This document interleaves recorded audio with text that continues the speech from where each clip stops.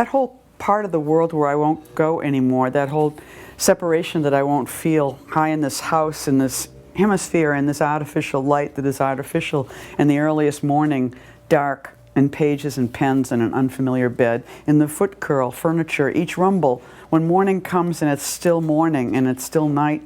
I married a dead girl. We were born in her bloom. Remember that fat bumblebee landed on a lamp? I opened the doors and I forgot, and the house got colder and colder. Where is this house? The seam between boards merely gains my attention. It's dark and thin. I monitor each situation, my bladder growing full. Climb down, climb up. What tree am I waiting? My whole life in weather, waiting for my raft. I'll fly to another island. I'll take a train. Already I know it will hurt. This is the hurt country. I came here to hold the hurt like a bird, like a tree. Traffic has rings. We watch it whirl around, damaging our night. Great continents hold the feelings and the ages. What is mine? Going blind. Great masses of them not going home. The country drew a line because of memory. One said, I feel my heart race ahead. In eternity, there is this ache. There is this wakefulness.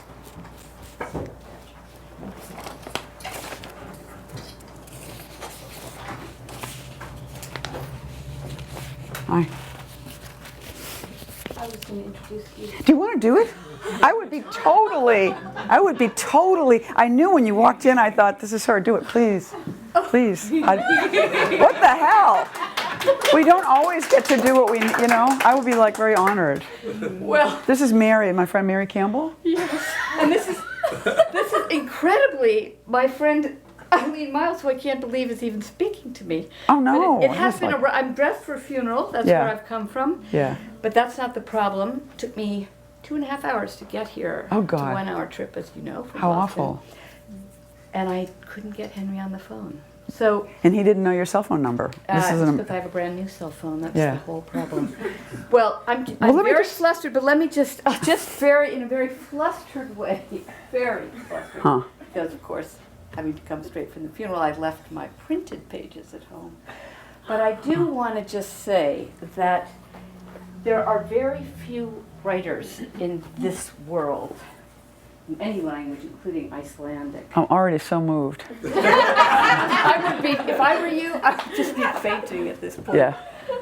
Who actually have the gift to make you want to write. And to make you feel able to write. And to make you feel as if the everyday barf of your life Huh. can transform really the universe. So of course one of my very favorite things that you've ever written in a way is your essay about the mass barfing incident on the ferry boat that your mother did not accompany you on, because it's sort of like an extremely funny and very dark and horrible version of the glorious thing to me that is the writing and life, and they are very difficult to tell apart, except one takes lots of practice in editing, of Eileen Myles. And because I had to leave my my written introduction at home, which has, in particular, this is what makes me really sad, the long list of prizes and awards and recognitions and grant opportunities, and it's just extraordinary to me that this world that we know could actually have bowed down and welcomed and so on and so forth someone. It's so come close late, to the way I'm it telling runs. you. I know, but nonetheless, it is a long list, and that's what I really wanted to do, because it's the Bitcoin of poetry. What do you get except honor?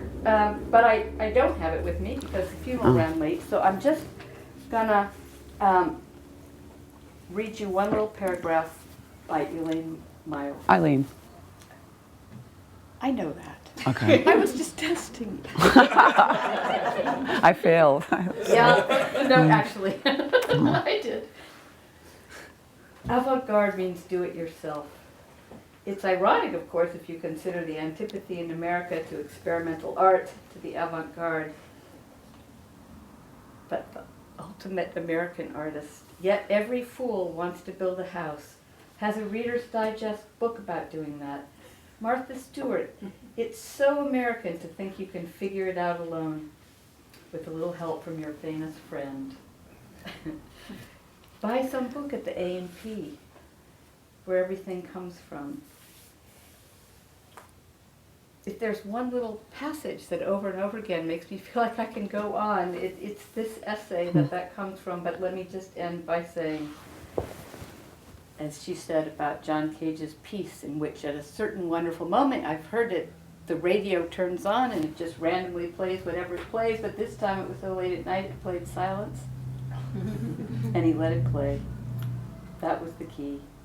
You have to bear silence in the 20th century. It's the only lyrical note. Perhaps it's our gift to the future. My apologies and my gratitude for you being here. That's so... Thank you so much. Would you like to hear my first poem again? Yes. Okay, We all would. I'll read it different. Creeley always did this, right? So, in honor of him. Oh. What tree am I waiting? That whole part of the world where I won't go anymore, that whole separation that I won't feel high in this house, in this... I was in a loft bed in Belfast when I wrote this. High in this house, in this hemisphere, in this artificial light that is artificial in the earliest morning, dark and pages and pens and an unfamiliar bed, in the foot curl furniture, each rumble when morning comes, and it's still morning, and it's still night. I married a dead girl. We were born in her bloom. Remember that fat bumblebee landed on a lamp. I opened the doors and I forgot, and the house got colder and colder. Where is this house? The seam between boards merely gains my attention. It's dark and thin. I monitor each situation, my bladder growing full. Climb down, climb up. What tree am I waiting? My whole life in weather, waiting for my raft. I'll fly to another island, I'll take a train, already I know it will hurt. This is the hurt country. I came here to hold the hurt like a bird, like a tree. Traffic has rings, we watch it whirl around, damaging our night. Great continents hold the feelings and the ages. What is mine? Going blind. Great masses of them not going home.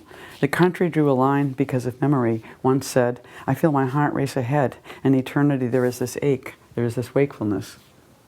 And I just want to say, it's so weird. I've been working for like 7 years on my selected poems, and I put them together, and then you know, like 2 more poetry books happened, and somehow or other that book didn't get published, and then you know, then you got to put those more poems in the selected, and then it gets bigger, and you're like, is it too big? And it had this one title for a while, and it was like, when I wrote this poem, it was so weird because I had this sensation that it wasn't like I wrote that poem before, but I wrote a poem that came from the exact same place and that felt the same when I was making it, and they were like 30 years apart. And so I had this whole like, then I was like, and then I stole this line from a story of mine, which is I must be living twice. And then I put that on the selected, and then I thought, that's the book, you know? And it's so weird how writing, you're in conversation with your own writing in all these ways, but I really do feel there's a very visceral thing about that. Poetry comes from all these different parts of your body, and even your whatever it is that's you that's not your body, but relationship and approximation and stuff. So anyway, so it's kind of a dark lifesaver. Summer. That morning in a light, that television show got born. I remember it in California. Every morning a show, and her wife in bed. Do I like her being there? But I have this now, my pride and my telephone and all my information. And this is called Prophesy. And I just want to say on East 3rd Street where I live in New York, there's a new taco, not so, like a year-old taco joint now called El Diablito. And so all these devils have started migrating into my poems. Really, because I'm always in there eating a taco with like, I'm playing with the devil's cock. It's like a crayon. It's like a fat, burnt crayon. I'm writing a poem with it. I'm writing that down. All that rattling heat in this room, I'm using that. I'm using that tingling rattle. That light in the middle of the room, it's my host. I've always been afraid of you. Scared you're God and something else. I'm afraid when you're yellow, tawny. White, it's okay. Transparent, cool. You don't look like home. My belly is homeless, flopping over the waist of my pants like an omelet. There better be something about feeling fat. What there really is a lack of emptiness. I'm aiming for some empty feeling. I'm going to get some of that, and then I'll be back. London Exchange.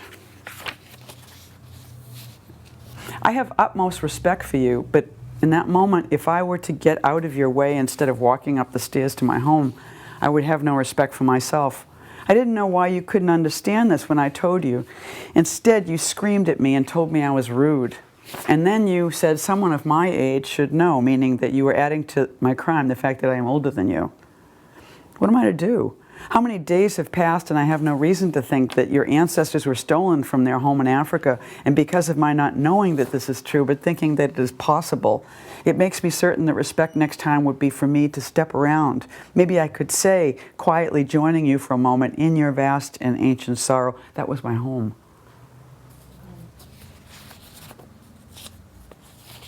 There's so many complicated feelings that went into that poem, sort of, including read about and think about the slave trade. My devil. Before the sky opens and I drop my tiny ladder, I will inhabit the minds of dogs. Try me on for size. I will lean against the side of the building and smoke my blonde smoke. I will be inside my big car, something happens. That's what I say. There's always a recipe. I will recite my blonde list. I am the negation of you. Spells on. They're reeling us in. I want her thoughts. These cattle are mine. The salad's not bad. The devil is turning into everyone. I'm you for a while. Genitals itchy? That's me. I'm going to ruin your corn. It's not such a bad idea. Give me that poem. Give me that menu. Give me key. I don't need to come or go. I'm there. Mr. President, consider the wish of the tiny child. He is me. Does it taste good or does it look like it tastes good? You don't know? See? Memory. I lost it, that soft ball I threw in my room across many walls because I love toys. It warmed to my grip, became dirty, went splat, and I threw it against the writing on the wall, not hitting it exactly, but with a smile went out the door to rise over golden hills and descend with a family on a tram, ride through graves. You, irreplaceable, the best thing I had, my passion for you, I hope will continue. Summer.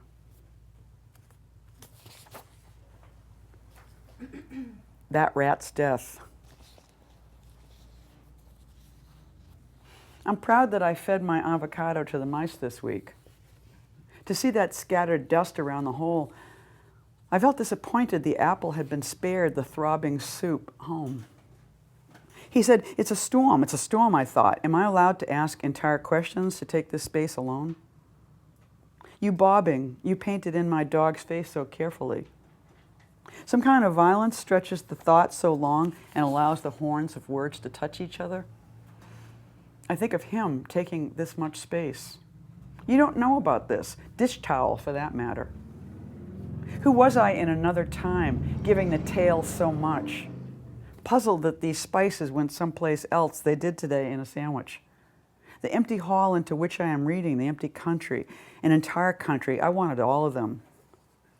How I would like just one to pick things up in its cities and its rain. Its coast, the outer coat, 78 RPM, silly, newspapers, turning, cat on a porch, and other countries nearby and home ready for me when I have something to say or show.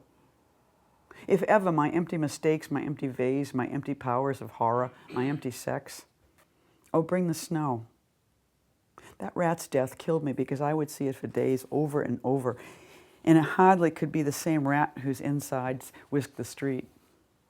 We don't think that war is such an incredible mess, but it was just yesterday in an ancient poem years ago in the past.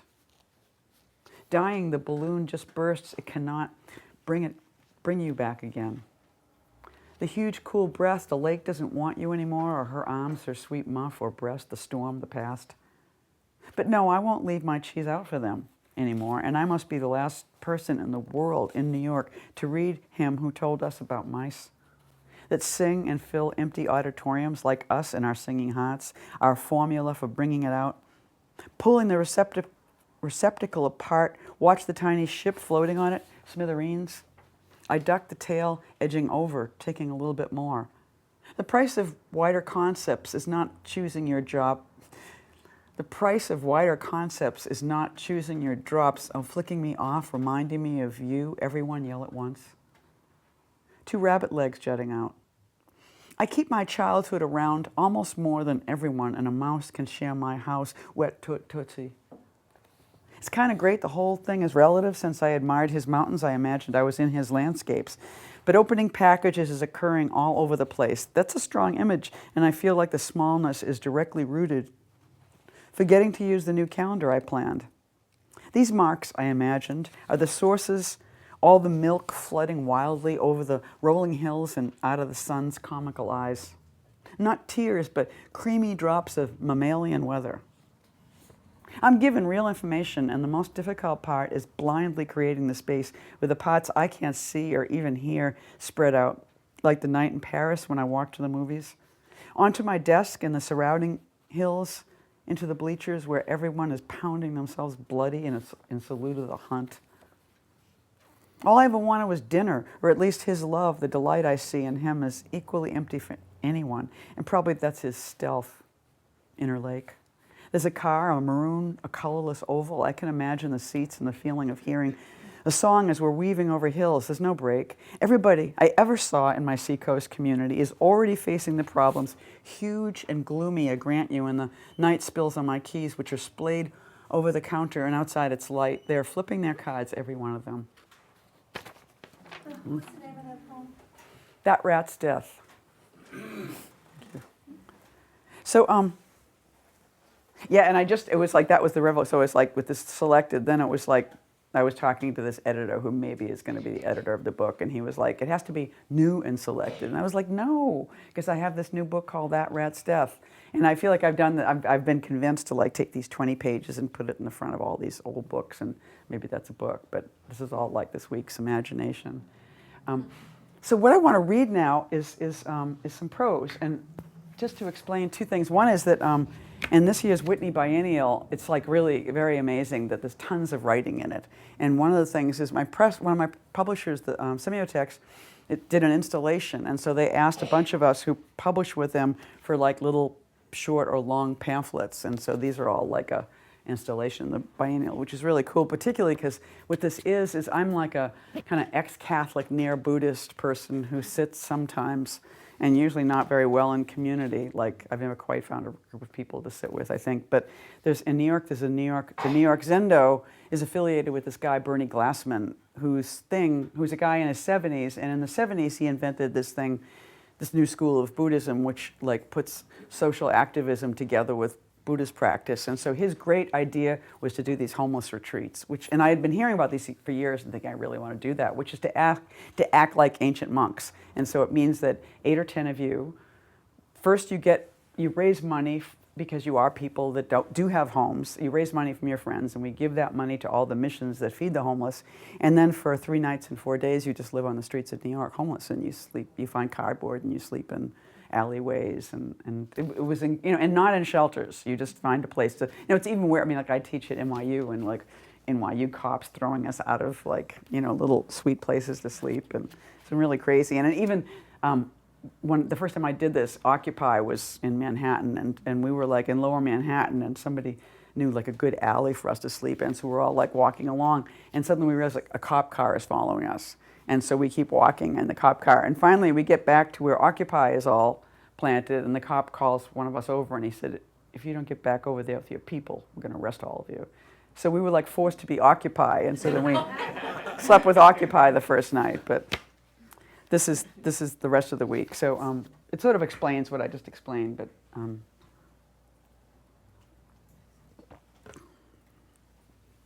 we met in Washington Square Park. Maybe I was. No, I don't know. We met in Washington Square Park. I was told to bring just my driver's license and a poncho and a change of socks. Jiru Jesse had sent the instructions, so I decided what he meant by socks was underwear. I bought an extra pair. We were to meet across from the dog run, and such words like across and dog run, in this park there are 2, were confusing, not just for me, but for everyone. So we filed in one by one, erratically, over an hour. I was the second female to arrive, and there were 4 men already, and they said hi, but continued to talk among themselves, which made me think, oh no. So I spoke a little with Judith to my left, and then insisted, as if it were my workshop, that now we go around and introduce ourselves. When everyone was there and we began the introductions in earnest, I realized that one of the difficulties of the retreat would be my inability to trust that the people I was with weren't dicks. They were Buddhists, and they were just waiting for the rest of us to arrive. Genro had a very nice, gentle way of speaking. In a situation like this, you observe the mannerisms of each individual in your small group in slow-mo. Unwittingly, as I met Scott and Judith and James and Koshin, certain people had Buddhist names and regular names. If you had taken vows, which only a few of us had. We had a choice as to which name to use, but it felt rude to not use the Buddhist name if someone had one. Undoubtedly, even Genro also had a regular name, but in his case, it felt even rude to want to know what it was, probably on the web. And Omri and Jiru Jesse were signing up for 4 days of looking closely and constantly at one another.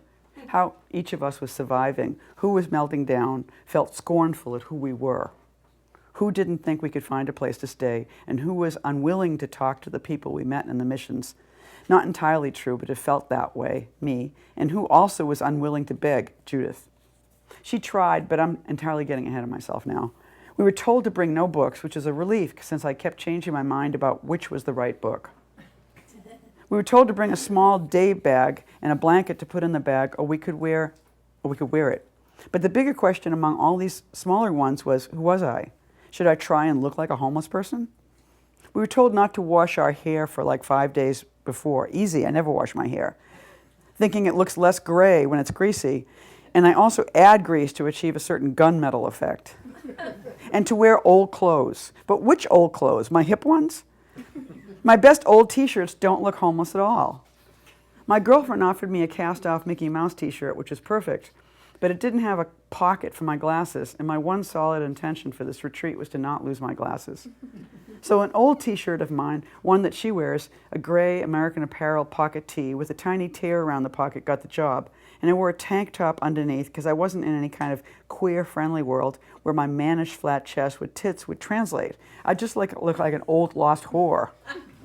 So I needed the extra layer of binding, though not so much that, I was trying to control my image. Oh, no.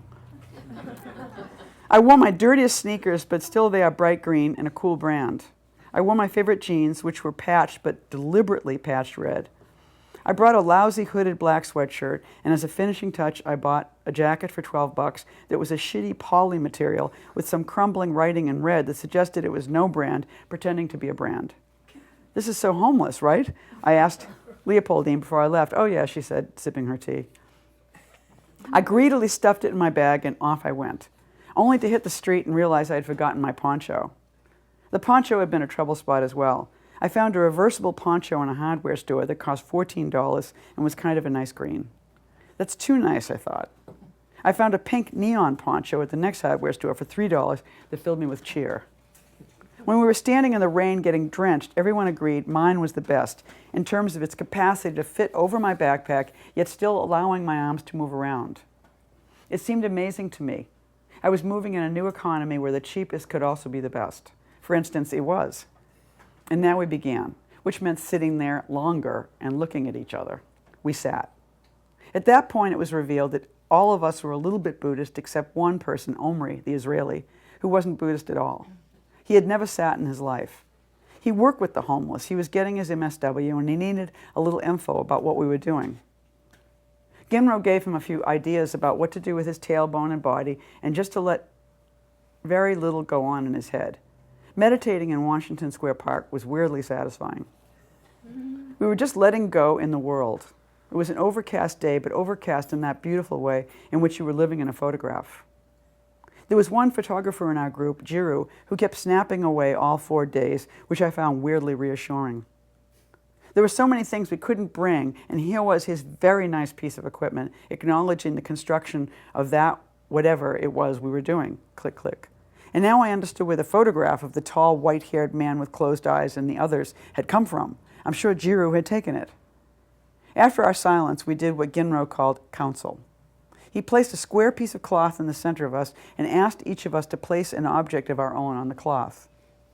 Someone threw in their glasses, another his prayer beads, and me my pen. I had brought a pen and a notebook, though I hadn't looked at the notebook much. There wasn't much satisfaction in writing. Not much impetus to do it at all. What's the point? Look where I am. In council, Genro explained we were to each speak from our hearts, and he indicated the place in his chest where a heart could be. He urged us not to plan our words, to wait until it was our turn, and speak directly from that moment. We could opt to be silent. By now, I had already become slightly acquainted with each person in the circle. I had watched each person sit in their relative comfort or unease. Actually, no one looked really uncomfortable.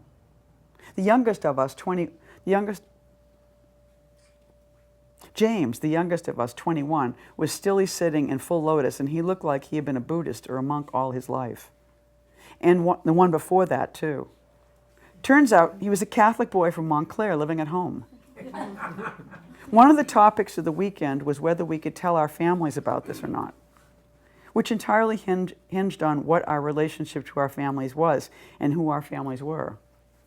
In James's case, he was living at home, had dropped out of college, and there was no possibility of them understanding this. I felt my siblings, if I spoke to them, would understand this. It amazed me to realize that spirituality was so acceptable in my family, and yet I was also entirely aware, probably for reasons that were not just about them and their prejudices, that they didn't like me. What does it mean to be disliked by your siblings, the people you grew up around? What judgment of mine of them or them of me had gotten us to this place? I could toss out a few details, and I did over the weekend with my fellow travelers, but the general feeling of it was what abided with me then and now. Because our street retreat was indeed, despite the endless walking around the city, very much a retreat, and certain ideas and obsessions stayed with each of us like friends or enemies for the whole entire 4 days. My disconnection from my siblings was one side of the coin, and my feelings of closeness with the men and the one woman I spent these days with was the other. Also, I was heartsick about my disconnect from my partner these 4 days. Not because of anything in particular, but a feeling of sadness and an examination of us and our bond that would not stop, but then for long periods of time it did stop. One of the miracles of the 4 days I lived on retreat in New York City was that I was simply where I was, looking at the street, having this conversation, meditating, and staring at the food I was ambivalent about eating and the people we were eating with. The community of people we met on our way were our job. And I want to say right away, I failed. My sense of being a failure at any job is key to my identity as a writer. And now perhaps I can gather the pieces of what we did and even contradict that thought. I'm changed by what happened, which was nothing. I'm changed by who we were and what I am now, and I don't know how to go on. I must write this, for instance, and do each moment, each instant of the day. I think Genro unveiled for us before we began walking what we would do in our 4 days. We would look for places to sleep. There will be some surprises, he smiled, when we asked him what that meant. His glint was actually reassuring. We would look for food, and we would sit and have counsel at least once every day. Right now, we are headed for the Bowery Mission. In the week or so before the retreat, I found myself looking more closely at the lines of people around Tompkins Square Park, waiting to get their plate of food from a truck. It was always religious, it seemed. Faith-based initiative, a phrase from the Bush years, instantly lodged inside my head. I will be standing there next week, I thought. The Bowery Mission was a few doors down from the new museum. I entered the retreat the same way I enter everything, selflessly and full of self. These are my friends, I wanted to tell them in the retreat, indicating that the new museum was somewhere where I knew people. That I'm actually a writer and an art critic, and this is so intense for me to be getting fed in the mission next door to this museum I work with sometimes. The feeling is not shameful, but I'm bursting with the urge to tell someone constantly, do you realize we are getting fed in my neighborhood? This is mine, all of it. I was the only East Villager in the group. Several of us, of course, had the typical, I used to live on 7th Street between B and C in the 90s, in the 60s, and so on. Our age span was pretty wide. I was not the oldest, but maybe one of the oldest 3. Soon I felt safe and good telling no one about my illustrious relationship to the new museum. Though repetitiously I thought to myself, I have to see that show, Nostalgia, a big survey of Eastern European art, and it's gone now. Someone told me little pieces of it are still up. The best of the show, gleamed Philip, a poet I know with boundless energy who does lots of everything. The truest thing about my life today is that I am getting better and better at forgiving, even knowing myself for what I don't do and what I'm leaving. I'm leaving everything and everybody. Is that like Satan? We just have to wait for a while, said Genro. We're standing outside Bowery Mission. You don't have to get in line, he softly explained. Just relax. Ginro is a very tall guy, so quickly his kind of gentleness is impressive. What is it? Taking up a lot of space, being quiet. He's definitely firm, but generally the message is to do less. For all of us to stop thinking so hard. He is doing a lot of our choosing for us, kind of a big brother, and when you sink into the groove of it, it's nice. I have to trust that this man I'm living with on the street for 4 days, is not a bastard. A lot of the people in the group smoked, and Genro seemed expert at rolling them. I thought about the lorry drivers in Wales when I was 22 who picked us up hitchhiking in the Snowdon Range and who would roll cigarettes with one hand while negotiating incredible curves. I love Wales. Would you like one, the driver asked once his own was securely between his lips and he enjoyed our horror. Yes, I replied, and he would do it again. And then we were all smoking and ready to die.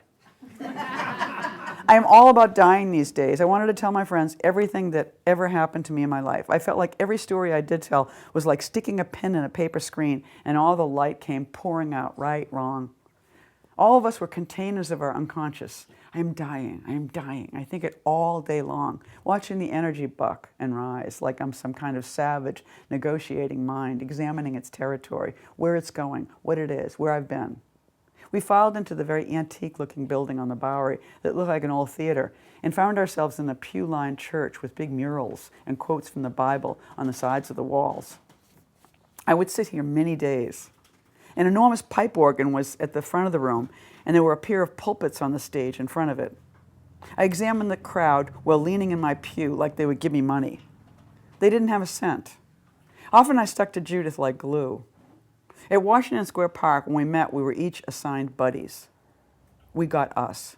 Dykes, of course, and neither of us drank. She is black, I am white. She's, I think, in her 30s, maybe 28. I'm 61. I didn't ask her if she wanted to be alone. I'd spot her in a pew. I just crammed in next to her in an aisle and sat there like an animal looking around. We waited about half an hour. We had to do this before we were allowed to eat. And we even had to wait outside for this. The good news is I was so alienated from this place where we ate the most that I mostly had no appetite at all, so I didn't object so much to waiting for the sermon. There was no rush. There was nothing pleasurable on the other side of it for me. My favorite thing was just sitting there because it was often better than the sermon or the food. Yet I was enraged we had to listen to stuff about God in order to eat. There was a bio of a man up over our heads, like a medallion on the wall of who in the 19th century had given this place the money to begin. And to think this was actually still going on, all of it. Same Gilded Age, same robber barons, same poor, and same unbelievably stupid and tedious pitches about God. Like God was the only vehicle to get you out of being poor and living on the street. If you believed in God, you could get a home. Hear this. Listen to this part now. The first guy was impressive in his interruptions, his ejaculations. He had a way of talking and listening to himself and being like the guy next to you in the pew going, listen up, get this, hear me now. It was like an attention-getting Tourette's. Pay attention to me. I rhythmize his talk, and it's the only part I got. Let him in. I mean, I feel like I'm doing a black, white working class guy from Pennsylvania. Let him in. That was the other idea. If you opened up to Jesus, if you let him in, open the door, you would be in a different land. Was it true? The possibility sickened me. Who wanted to get in my consciousness so bad that he had an army of people all over the world berating the most vulnerable, the stoned, the hungry, the poor, the mentally ill, and screaming at them, let him in? Because then what? I heard 6 or 7 men over 3 nights, and they all had a lot to say about women too, and that was the worst part. There were more men sitting in the pews, but there were plenty of women. There was a point in the sermon where people were supposed to come up, and a handful did. It seemed like a moment to get attention for the individuals in the pews, and yet it was the end of the show. It was time for us to turn it around, to join. And you could see the moment building from the raising hands at the front of the room. I went to a Kanye West concert once in Seattle, and in the giant stadium, the crowd responded to each of his songs with different hand signals. One song provoked a mass gesture of driving, turning the wheel. You could see the arms, thousands of them, turning the car together. Another was making a diamond with your 2 hands. Here it was simply raising one hand or two. It was kind of a salute to the speaker, an amen or I do. The bodies believe as much as the voice, and the eyes and the bodies were about to raise, but the hands came first. They stuck up and they waved like plants, like crops, ready to be cut down, I thought, by standing up and supporting this dude, by letting him in. Women went first. Yeah, I meant to say it was mostly women at the front of the room, waving and rising, and women ate first. After the reed-like salutation, we'd get up out of our rows and file in, another standing still in line. And I could feel men looking at me going, that's not a woman. Or is it? That I was white made it probably easier for me to be freakish, I think. It was a long cafeteria with a hot table up back. I looked at the kids serving us, all white kids. They wore plastic shower caps and shoveled the stuff onto our plates. Piles of macaroni with mysterious white sauce. Chicken, roasted or fried chicken. I don't know why this chicken made me so uncomfortable. I have eaten it, but I have hated it. I have to stop. I don't think I will eat chicken ever the same again. It looked extra bony, extra pulled right off some living creature, and then it looked shellacked somehow. It's like a bolt of chicken. It was a bright yellow brown like plastic chicken art, and when you pulled it, it was tough. It didn't taste good. It was tasteless, I thought. They had drummed the chicken out somehow. In all the stages of dying, the chicken fled. It was chicken corpse. How did it get this way? Why is it here? There were big fat rolls of very heavy bread and big sweet thick slices of chocolate cake or pie in a bowl with thick sugary sauce, but nothing seemed good to me. Too snobby. That's how I looked to the white kids in the shower caps, I think. Not hungry enough. Was it just the suggestion that this was food for the poor, giveaway stuff, and if you asked any questions like, what is that sauce? Or, no thanks, I don't want that, you were looked at like you didn't belong here. And I felt like I didn't, so I could assert myself and betray my wrongness, but the piles of green salads as you left, so many salads from Trader Joe's, several days old, browning in their plastic with their own little packets of dressing inside. I grabbed a couple, everybody did. I'd pour the dressing on the salad and take a forkful and think, And then look around, and people were shoveling it in and barely lifting their eyes, and no one wanted to look at me because I was clearly a tourist. It seemed Judith could get a little something going with the people. She was young, and they wanted to take care of her, and she was black, which was what 3/4 of the people here were, and maybe they believed she really was here and didn't want her to feel bad. I just couldn't eat. The white people scared me the most. The junkie couple in front of me. He had been handsome, maybe, and still had some charm still, bristling hair and skinny, and still handing her a line. He was blazing with love for himself. Here. And probably she was just so fucked up because she was kind of beautiful and he had his arm around her shoulders and she seemed completely enthralled, but he was probably already selling her. There's no way in the world that wasn't already going on and they were eating here. I just hated him and I wanted to rescue her. There was a woman about 70 I followed every night. She sat at the front and occasionally she turned, looking back over the room as if it were hers. The posture suggested a little bit of sanity, so I thought, what about her? She sort of reminded me of my sister's partner. She had white gray hair and tight curls. Her face was wide, like Judy's. She had a funny walk, and when I stood outside after dinner, I watched her heading back to wherever, and the walk, of course, was because she had sneakers on about 2 or 3 sizes too big. I sat with her one night, this was me trying to meet people, and I saw the scars on her forehead and felt the glaze of craziness or medication hit like a wall that made me feel so far away from her and myself. I just thought, what am I doing trying to make friends with my sister's girlfriend through you? I threw my food in the trash quickly and got out of here and stood outside waiting for my group. I thought, this has got to end. I'm not even doing it. I'm just here. Which was long, and this wait was hard because the men ate later, and I even think they made friends. I thought, I am the loneliest person in the world, and Judith came out and was looking for a smoke. I'll find you one. I volunteered. I just wanted to be useful. Now we go to Whole Foods. Whole Foods, I asked with my face. I go there in the afternoon to work sometimes. I live nearby. Lots of light upstairs during the day, the long tables, and unless some generally young woman is suddenly in a loud cell phone conversation or sees a friend, usually it's quiet. Bathrooms, said Ginro. Oh.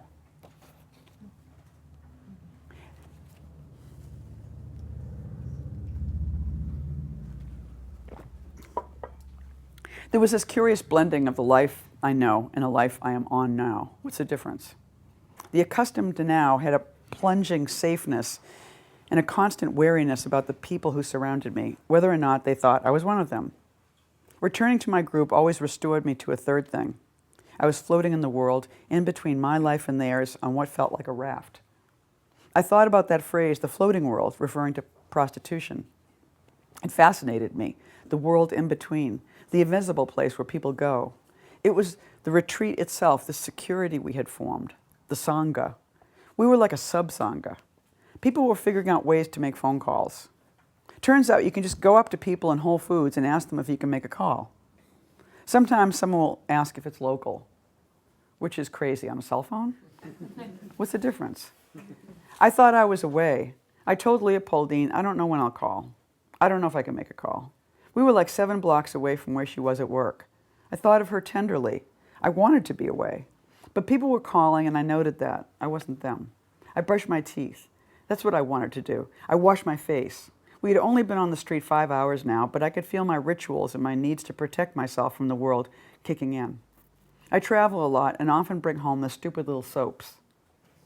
One chain gives you these green leaves of soap. Is it a Weston? I really like them. They remind me of Peter Pan, like a frond of soap. That made me happy. I could bring that. If I look closely at what I do, I'm really crazy. I spend all my time trying to slip myself into a secret fantasy.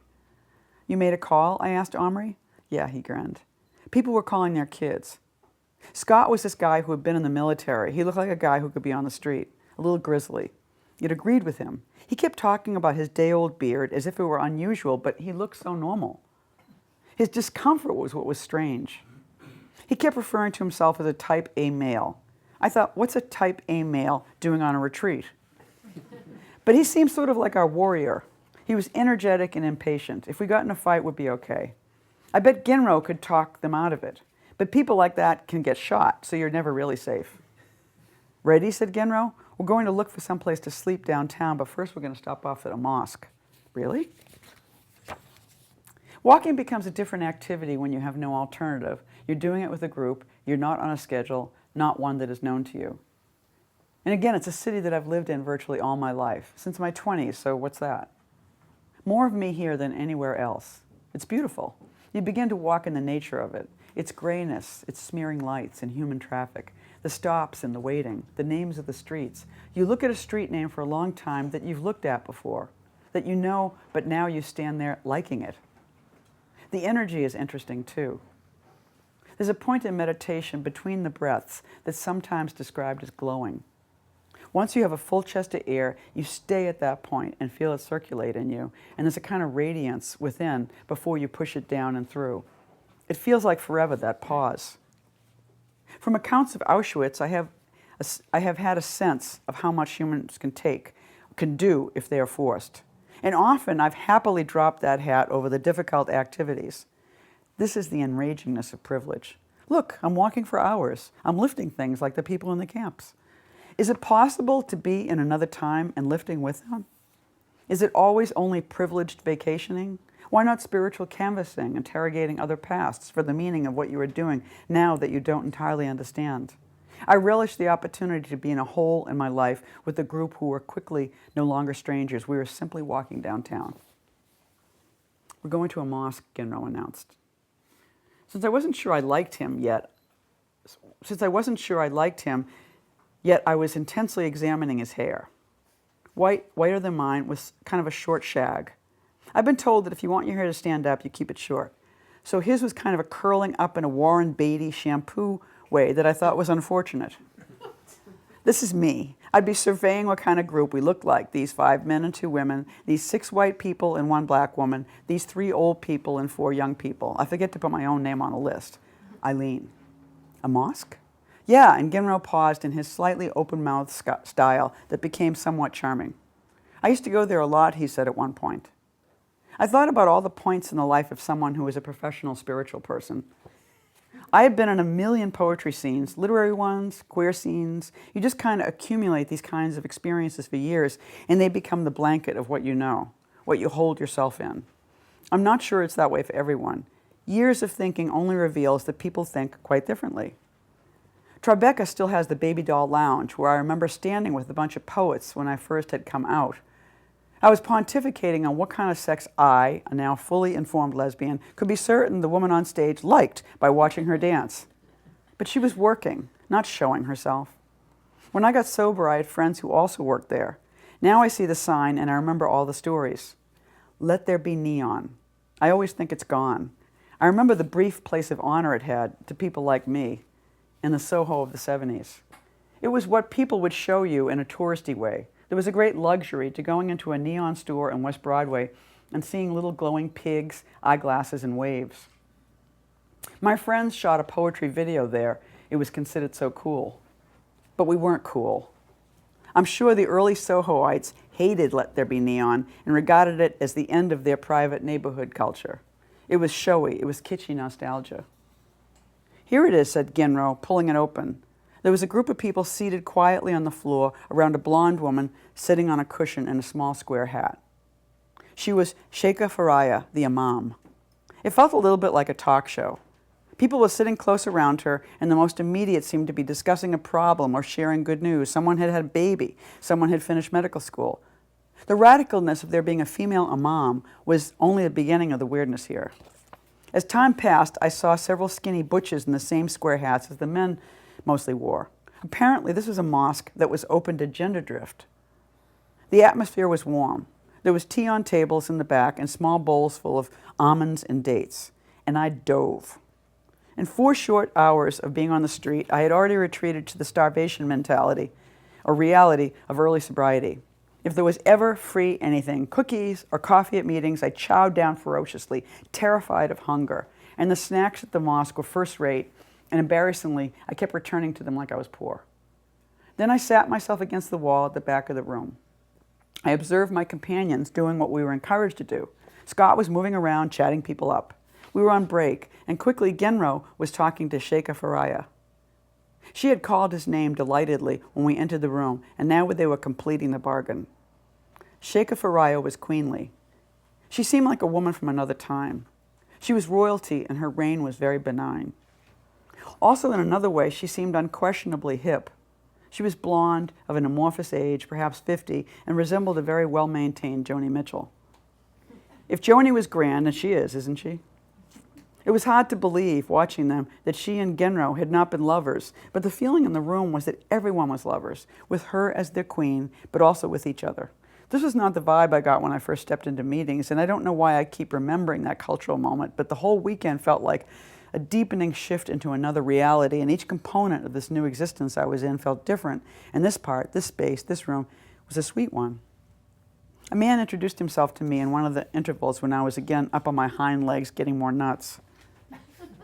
Hello, is it your first time here? I am C.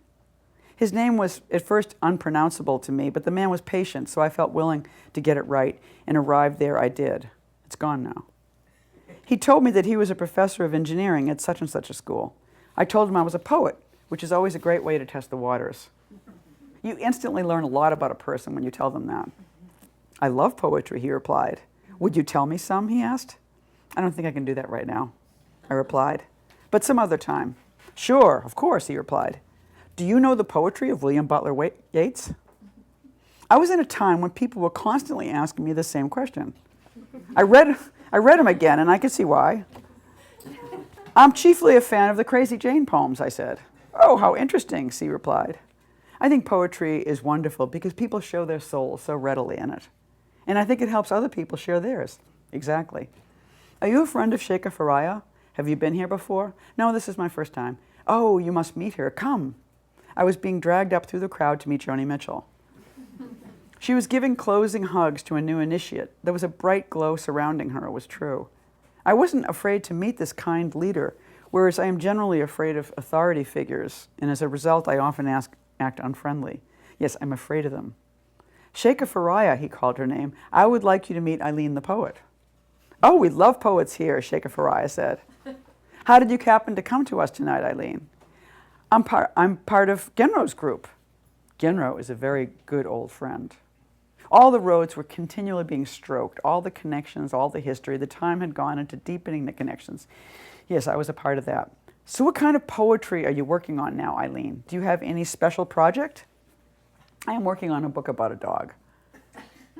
A very special dog, I quickly explained. Animals are our friends, she smiled. That's important work. The important beings on the planet are not all humans. Welcome, Eileen. I'm very glad you are here. And then she went and kissed somebody or called their name, and I moved away from her warmth. C smiled at me, and I felt he had done his part, and now I was on my own again. I saw a carpeted staircase. Upstairs, I reasoned, had to be where the bathroom was. After I've eaten, and especially after I've been social, my next impulse is usually to hide. I love the toilet. I didn't really need to go to the bathroom, yet this is the way I run my life. For years, getting out of the classroom, of work, even alone in my apartment, drinking enormous amounts of fluid so I can go into the tiny shrine, close the door, and look at myself. Pull my pants down and produce something. Reorganized, return to the source. Reorganized, return to the source, I step out. It's like rebooting. I could see that the room upstairs, the bathroom was for teaching children. Their drawings covered the walls. Tiny furniture sat in the corners, and the floor, again, was covered with rugs. I could do more than go to the bathroom up here. I could lie down. Was I sleepy? No, but I felt welcomed in this place. I decided I could use it however I liked. I had met people, now I could nap. Or just dream. I needed to be alone. I had to get enough of that at all times in my life. That was the important thing, to be alone. I could hear the sounds of the gathering coming to order downstairs. There was someone who would proudly introduce our mother, or our, whatever they called their female imam. Her voice entered the fray, and quiet surrounded her strong, gentle tones. Is Eileen still here? I imagined her cupping her eyes as if there were too much light. I don't see where Eileen is in the room. We just had a very good exchange about animals, and I have a story I would like to tell her. I jumped up off my rug and bolted down the stairs. Good, good, I'm glad you're still with us.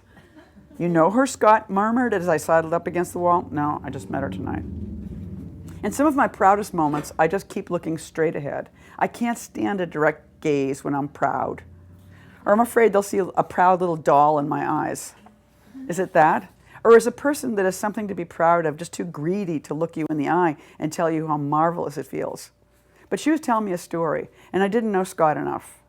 She was driving down to the city from upstate, and she had gotten to the West Side Highway, and along the guide rail, just sitting there, was a chicken. A big, wondrous chicken. It was a bird that didn't belong on the side of the road, and it was certain to meet soon with destruction. It was just sitting there, measuring the flow of the traffic, and was clearly interested in going across, and flying wasn't an option for some reason.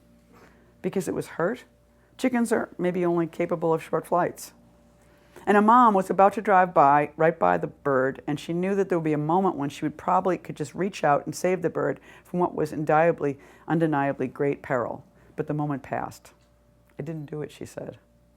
Do you know this moment, she asked? Have you ever had this feeling? She was asking a room full of humans this, and that was so beautiful to me, that there was the possibility for a moment that only she was wounded by this loss of not protecting something from its doom. I didn't do it. For whatever reason, some other thought passed through my mind, and then the bird decided to go for it. I saw the bird hop down and make it across at least one line of traffic, and then I didn't see the bird anymore. It broke my heart that I was that unconscious, that I could see the thing, but that I didn't act. I couldn't. Yet I was just an animal, just like that bird, and I could have protected him, but I didn't. And I think we can't protect all living beings, but we must try, and we will fail. We will fail a great deal. I hope this is some good to you, Eileen. She smiled gently at me.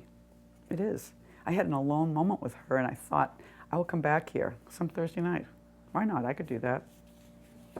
Soon the room was sailing in unison. It was the most beautiful thing, swaying in time with a chant. I think there was some recorded music in the background. It went on for a very long time.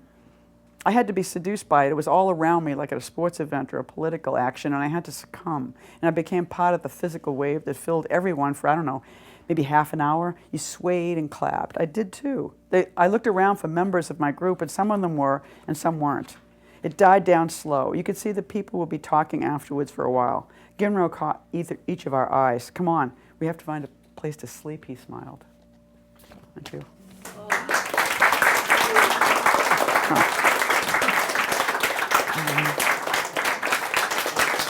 Thank you.